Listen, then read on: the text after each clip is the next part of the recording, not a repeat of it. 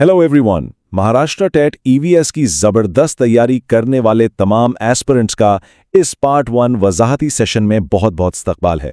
आज का हमारा टॉपिक वाकई बहुत दिलचस्प है। हम बात करने वाले हैं मुस्तकिल ज़िंदगी और शहरी तहजीब यानी settle life and urban civilisation पर। आखिर इंसान ने खाना बदूशी की जिंदगी छोड़कर शहरों तक का ये हैरतअंगेज सफर कैसे तय किया? बिल्कुल। और ये सफर सिर्फ पुरानी तारीख नहीं है, बल्कि ये वो बुनियादें हैं जिन पर आज की हमारी मॉडर्न दुनिया खड़ी है। इस सेशन में हम इन तमाम मेन कॉन्सेप्ट्स को कवर करेंगे जो आपके एग्जाम के लिए बहुत जरूरी हैं। तो बस पूरी तवज्जो के साथ हमारे साथ बने रहिए। अच्छा, टॉपिक में डीप डाइव करने से पहले आप सबके लिए क्विक अपडेट। जैसा कि हमने बताया, ये हमारे ईवीएस सिलेबस के इस टॉपिक का पार्ट 1 है। और हाँ, आपकी बेहतरीन तैयारी के लिए अहम नोट्स पीडीएफ फॉर्मेट में और प्रैक्टिस क्विज का लिंक नीचे डिस्क्रिप्शन में दे दिया गया है, उसे जरूर चेक कीजिएगा। और अगर आपको हमारा ये तालीमी सफर पसंद आ रहा है तो हमारे यूट्यूब चैनल इरशाद वाहनवाड़ को अभी लाइक, शेयर और सब्सक्राइब करें, उससे हमें बहुत मोटिवेशन मिलती है। तो आज के इस सेशन का एजेंडा क्या है? बहुत सिंपल। सबसे पहले हम धातुओं के 3 अदवार को डिस्कस करेंगे, फिर पहिए और तिजारत की बात होगी। इसके बाद हम शहरों के क़याम और रस्मुल ख़त यानी स्क्रिप्ट्स के बनने का जायजा लेंगे, और फिर महाटेट की कुछ बहुत इंपॉर्टेंट प्रैक्टिस सवालात और लॉजिकल रीजनिंग के सवालात सॉल्व करेंगे। चलिए जी, शुरू करते हैं अपना section 1, the 3 ages of metal यानी धातुओं के 3 अदवार। और यहाँ सबसे पहले हम समझेंगे क्रिश्चियन थॉम्सन की क्लासिफिकेशन को, जो कि बहुत अहम है। तो हुआ कुछ यूं कि जब तारीखदानों को पुरानी चीजें और औजार मिलना शुरू हुए तो एक बहुत बड़ा सवाल खड़ा हो गया कि भाई इनको क्लासिफाई कैसे किया जाए। इस उलझन को यूरोप के एक म्यूजियम एक्सपर्ट क्रिश्चियन थॉम्सन ने दूर किया। उन्होंने 3 एज सिस्टम का आइडिया दिया। बिल्कुल, और ये क्लासिफिकेशन याद रखना बहुत ही आसान है। थॉम्सन ने हथियारों और औजारों के मटेरियल के हिसाब से तारीख को 3 हिस्सों में बांटा। पहला स्टोन एज यानी पत्थर का जमाना, फिर आया कॉपर एज या तांबे का जमाना, और आखिर में आयरन एज यानी लोहे का जमाना। ये तरीका आज भी तारीख को समझने के लिए सबसे बेस्ट माना जाता है। अब एक बहुत ही कॉमन मिसकंसेप्शन है। अक्सर लोग सोचते हैं कि इंसान ने सबसे पहले तांबा इस्तेमाल किया होगा, लेकिन क्या आप जानते हैं कि इंसान ने जिस धातु को सबसे पहले दरियाफ्त किया और इस्तेमाल किया वो दरअसल सोना यानी गोल्ड था। जी हाँ, सोना। लेकिन मसला ये था कि सोना नेचुरली बहुत नरम धातु है। अब नरम चीज से आप कुल्हाड़ी या शिकार के औजार तो बना नहीं सकते ना, इसलिए इंसान को एक ऐसी धातु चाहिए थी जो मजबूत हो, और वो धातु साबित हुई तांबा। इसीलिए प्रैक्टिकल तौर पर टूल्स के लिए पहला जमाना कॉपर एज ही कहलाया।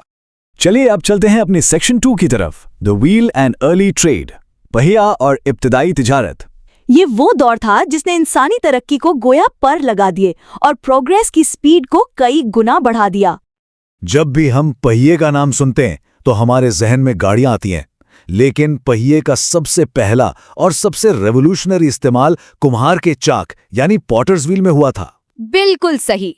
इस घूमने वाले चाक का कमाल ये था कि अब कारीगर बहुत कम वक्त में बड़े पैमाने पर निहायत खूबसूरत और डिजाइन वाले मिट्टी के बर्तन बना सकते थे, यानी मैस प्रोडक्शन शुरू हो गई थी। ये एक बहुत बड़ा गेम चेंजर था। अरे हाँ, आगे बढ़ने से पहले एक छोटी सी लेकिन बहुत इंपॉर्टेंट रिमाइंडर उन तमाम एस्पिरेंट्स के लिए जो वाकई सीरियस होकर तैयारी कर रहे हैं। अगर आपको ईवीएस के और भी टॉपिक्स क्लियर करने हैं तो हमारी पूरी ईवीएस प्लेलिस्ट का लिंक नीचे डिस्क्रिप्शन में है। बेहतर रिजल्ट्स के लिए इस प्लेलिस्ट को जरूर चेक करें ताकि कोई भी मेन टॉपिक आपसे मिस ना हो। ओके, तो अब हम आगे हैं सेक्शन 3 पर, rise of scripts and cities, शहरों का क़याम और रस्मुल ख़त यानी छोटी बस्तियों का बड़े शहरी मराकज़ में तब्दील होना। अब देखें, जब चाक की मदद से बर्तनों की इतनी ज्यादा पैदावार होने लगी तो जाहिरी बात है उन्हें बेचने के लिए दूसरे इलाकों तक पहुंचाना भी जरूरी हो गया। और यहीं से ट्रांसपोर्ट में पहिए का इस्तेमाल शुरू हुआ। हिस्ट्री में अगर हम मेसोपोटामिया की इब्तिदाई व्हील वाली गाड़ी या हड़प्पा यानी इंडस वैली की खिलौना गाड़ियों की मिसाल लें तो हमें साफ पता चलता है कि तिजारत कितनी एडवांस हो चुकी थी। बिल्कुल, इन गाड़ियों की वजह से लॉन्ग डिस्टेंस ट्रेड यानी दूर दराज की तिजारत इंतहाई तेज हो गई। सामान से लदी गाड़ियां अब दूर दूर तक जाने लगीं, जिससे एक इलाके के लोग दूसरे इलाके से जुड़ने लगे।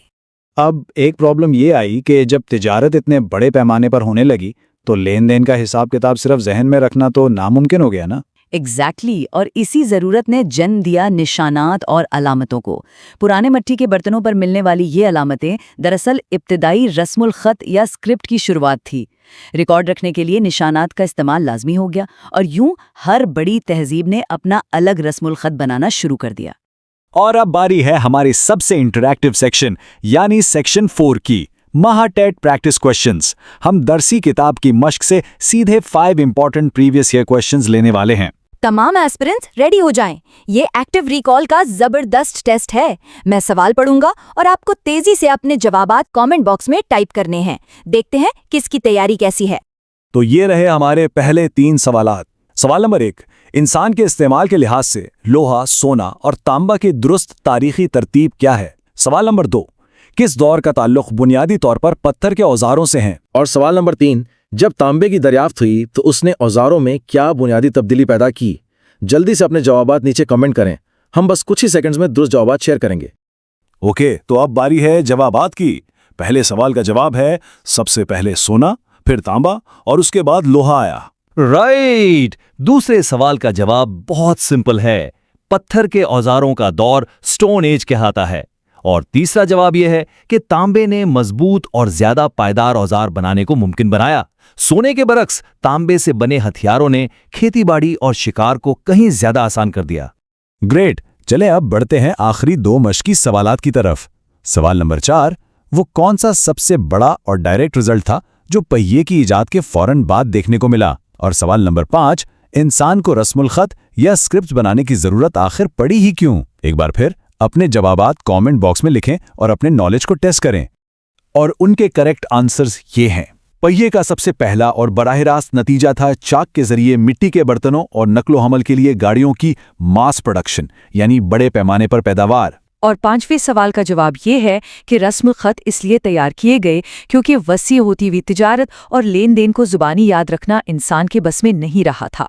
लिहाजा मुस्तकिल रिकॉर्ड रखने के लिए निशानात और अलामतों का इस्तेमाल शुरू हुआ। अब हम आ गए हैं अपने आखिरी और बहुत ही खास सेक्शन पर, मंतकी इस्तेदलाल यानी लॉजिकल रीजनिंग के गैस क्वेश्चंस। ये 3 एडवांस सवालात खास तौर पर उन एस्पिरेंट्स के लिए हैं जो चीजों को सिर्फ रटते नहीं बल्कि उनकी गहराई और लॉजिक को समझते हैं। देखते हैं आप तारीखी हकायक को आपस में कैसे कनेक्ट करते हैं। जरा इन 3 सवालात पर गौर कीजिए। पहला, अगर सोना सबसे पहले दरियाफ्त हुआ तो टूल्स बनाने के लिए हिस्ट्री में कोई गोल्ड एज क्यों नहीं है? दूसरा, भाई मिट्टी के बर्तन बनाने वाले कमार के चाक का मंदिर के पुजारियों की ताकत से क्या ताल्लुक हो सकता है? और तीसरा, खुदाई में मिलने वाली कदीम तरीन अलामतें और स्क्रिप्ट्स अमूमन मिट्टी के बर्तनों के टुकड़ों पर ही क्यों मिलती हैं? आप चाहें तो वीडियो को यहीं पॉज करें और इन पर जरा लॉजिकल अंदाज में सोचें। चलिए मिलकर उनका लॉजिकल हल निकालते हैं। सोने का जमाना इसलिए नहीं आया क्योंकि सोना ज़राअत या लकड़ी काटने जैसे सख्त कामों के लिए बहुत ही नरम धात है। दूसरे सवाल का जवाब आपके निसाब के पेज नंबर 52 पर बहुत जबरदस्त तरीके से दिया गया है। लॉजिक ये है कि पहिए ने बर्तनों की पैदावार बढ़ाई, बर्तनों से तिजारत बढ़ी और दौलत आई। इसी दौलत से बड़े बड़े मंदिर और इबादत खाने तामीर हुए और उनका निज़ाम चलाने के लिए इंतज़ामी पावर पुजारियों के हाथ में आ गई, जिससे वो ताकतवर हो गए। और तीसरे सवाल की लॉजिक भी सिंपल है, क्योंकि तिजारती सामान मिट्टी के बर्तनों में पैक करके ही भेजा जाता था, इसलिए किसका सामान कौन सा है ये साबित करने के लिए उन्हीं बर्तनों पर निशानात और अलामतें लगाई गईं। देखा आपने, इब्तिदाई टेक्नोलॉजी, मईशत और शहरी निज़ाम किस हद तक एक दूसरे से इंटरलिंक्ड थे। ये एक पूरा डोमिनो इफेक्ट था। और अब सेशन को क्लोज करते हुए आप सबके लिए एक सोचने पर मजबूर कर देने वाला सवाल। जरा सोचिएगा जरूर, तांबे के जमाने की वो कौन सी वाहिद इजाद है जिसके बगैर आज के हमारे जदीद तरीन और बड़े शहरों का निज़ाम एक दिन भी सर्वाइव नहीं कर सकता? इसका जवाब कमेंट बॉक्स में जरूर दीजिएगा। इसी के साथ हम अपना ये वजाहती सेशन खत्म करते हैं। महाटेट की तैयारी के लिए हमारी नेक तमन्नाएं आप सबके साथ हैं। खूब मेहनत करें और एग्जाम क्लियर करें। खुदा हाफिज। चलें अब जरा इसे मज़ीद गहराई में समझते हैं। अस्सलाम वालेकुम और महाटेट के तमाम बेहतरीन उम्मीदवारों को इस पार्ट 2 मास्टर क्लास में खुशामदीद। आज के इस शानदार वजाहती पेशकश में हम कदीम रस्मुल खत और धातुओं के दौर पर बड़ी तफसील से बात करने वाले हैं। बिल्कुल सही कहा। और सेशन में आगे बढ़ने से पहले एक छोटी सी लेकिन बहुत अहम याद दहानी, इस मास्टर क्लास के PDF नोट्स और क्विज का लिंक नीचे डिस्क्रिप्शन में मौजूद है, तो बस इसे चेक करना मत भूलिएगा ताकि तैयारी में कोई कसर ना रह जाए। तो आज हम क्या क्या कवर करने वाले हैं? सबसे पहले रोज़ेटा स्टोन का एक बड़ा दिलचस्प राज, उसके बाद पत्थर, तांबे और कांसी के दौर का सफ़र, और फिर हस्बे मामूल पिछले सालों के सवालात और कुछ लॉजिकल गेस क्वेश्चंस। बिल्कुल, तो बस सभी उम्मीदवार अपने कीबोर्ड्स पर इंग्लियां सेट कर लें क्योंकि आज के क्विज सेक्शन में जवाबात फौरन कमेंट बॉक्स में टाइप करने होंगे। تو چلے سیدھا چلتے ہیں اپنے پہلے سیکشن کی طرف، روزیٹا سٹون کا راز۔ تاریخ کو اگر گہرائی سے سمجھنا ہونا تو محققین کے لیے سب سے پہلے قدیم زبانوں کو سمجھنا بالکل لازمی ہو جاتا ہے۔ جی، تو یہ جو ابھی نظر آ رہا ہے یہ روزیٹا سٹون یا روزیٹا چٹانی کتبہ ہے، جس کی دریافت 1799 یعنی 1799 میں ہوئی تھی۔ اب ویسے تو یہ ایک ٹوٹا ہوا پتھر ہے، لیکن یقین جانیں تاریخ میں اس کی اہمیت کسی خزانے سے کم نہیں ہے۔ ارے بالکل، اور آج کل یہ تاریخی پتھر لندن کے مشہور برٹش میوزیم میں بہت سنبھال کر رکھا گیا ہے۔ یہ پتھر اگر سچ کہا جائے تو قدیم مصری تاریخ کو سمجھنے کی ایک ماسٹر چابی ثابت ہوا۔ اچھا، اس پتھر کی سب سے کمال کی بات پتہ ہے کیا ہے؟ اس پر 3 بالکل مختلف قسم کے رسم الخط یعنی اسکرپٹس کندہ ہے۔ پہلا ہے ہائروگلفس، جو قدیم مصری تصویری رسم الخط تھا۔ دوسرا ہے ڈیموٹک، جو ان کی روزمرہ کی دستاویزات کے لیے استعمال ہوتا تھا۔ اور تیسرا ہے گریک یعنی یونانی۔ صحیح، اور اسی یونانی زبان نے سارا کمال کیا۔ ایک فرانسیسی اسکالر تھے جان فرانسوا چامپولیون، انہوں نے اسی جانی پہچانی یونانی زبان کی مدد سے اس نامعلوم تصویری رسم الخط کی گتھی سلجھائی۔ انہوں نے بادشاہ کا نام ٹولمی یا بطلیموس کو پہچانا اور پھر پورے تصویری حروف تہجی کی فہرست ہی تیار کر ڈالی۔ واقعی ایک بہت بڑا کارنامہ تھا یہ۔ اب بڑھتے ہیں اپنے دوسرے سیکشن کی جانب، پتھر، تانبا اور کانسی، یعنی ہمارے اجداد نے اوزار بنانے کے لیے پتھر سے لے کر دھاتوؤں تک کا حیرت انگیز سفر کیسے طے کیا۔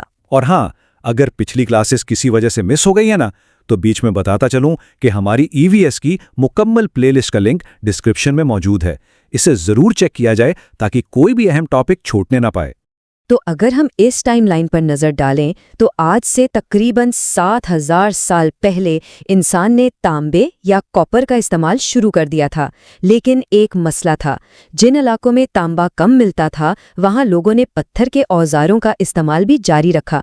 تو اس عبوری دور کو جب دونوں چیزیں استعمال ہو رہی تھیں، کیلکولیتھک ایج یا تانبا پتھر کا زمانہ کہا جاتا ہے۔ اور پھر کانسی یا برونز کے دور کے شروع ہونے سے تقریباً 1000 سال پہلے انسان اتنا ہوشیار ہو چکا تھا کہ اسے دھاتوؤں کو پگھلانے کی تکنیک بخوبی سمجھ آ گئی تھی۔ کیا بات ہے! اس دور میں تانبے کا جو کام ہوتا تھا وہ واقعی لاجواب تھا۔ یہ جو چیزیں نظر آ رہی ہیں یہ ہماری اپنی وادی سندھ کی تہذیب، جسے انڈس ویلی سویلائزیشن یا سندھ طاس تہذیب بھی کہتے ہیں، وہاں سے ملی ہیں۔ جی ہاں، ذرا غور کیا جائے، ان میں ایک لوٹا ہے، ایک آئینہ یعنی مرر ہے اور ایک رکابی یا پلیٹ ہے، اور یہ سب تانبے یعنی کاپر کی بنی ہوئی روزمرہ کے استعمال کی زبردست اشیاء ہیں۔ چلیں جی، اب وقت ہو گیا ہے ہمارے سب سے اہم حصے کا، یعنی مہا ٹیٹ پریویس کوسچنز۔ اب ذرا سبھی امیدواروں کے علم اور یادداشت کا امتحان لیا جائے۔ تو رول بہت سمپل ہے، جلدی سے اپنے جوابات کامنٹس میں ٹائپ کیے جائیں، اس سے پہلے کہ صحیح جواب بتایا جائے۔ دیکھتے ہیں کس کی تیاری کتنی مضبوط ہے۔ تو یہ رہا پہلا سوال، روزیٹا سٹون یا جسے ہم روزیٹا سٹون کہتے ہیں وہ کس سال میں دریافت ہوا تھا؟ تھوڑا سا ذہن پر زور ڈالا جائے، بالکل سیشن کے آغاز میں ہی ہم نے اس پر بات کی تھی۔ اور اس کا بالکل صحیح جواب ہے 1799 یعنی 1799۔ جی ہاں، یہ وہی سال تھا جب اس چٹانی کتبے نے مصری تاریخ کے وہ دروازے کھولے جو صدیوں سے بند تھے۔ جن جن امیدواروں نے کامنٹ میں 1799 لکھا ہے، بہت زبردست جا رہے ہیں آپ سب۔ چلیں اگلا سوال دیکھتے ہیں۔ روزیٹا سٹون پر موجود وہ کون سا رسم الخط تھا جو قدیم مصر میں روزمرہ کی دستاویزات کے لیے استعمال ہوتا تھا؟